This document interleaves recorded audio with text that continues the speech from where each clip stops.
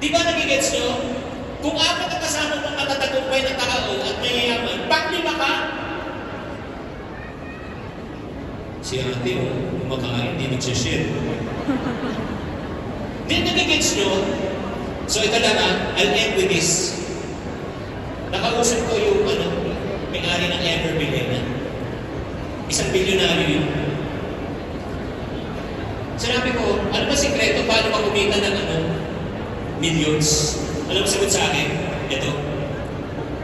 Ang pinakaunang million, ang pinakamahirap kitain. The first million is the hardest, but the next ones are easy. Para sa makumita ng unang million, alam niyo yan. Pero ang next na pinakamahirap, yung second, yung 10 million. The first 10 million is the hardest, but the next ones are easy.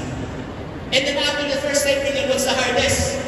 100 million. And the next ones are easy.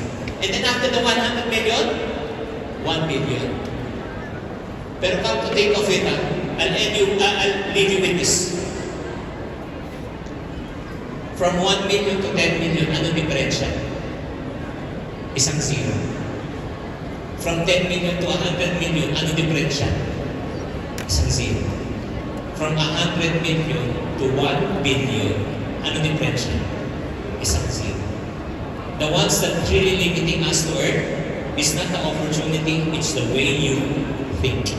Kaya kung gusto niyo malaman yan na i-discuss ko maming gabi, 8 p.m., scan na yung QR code.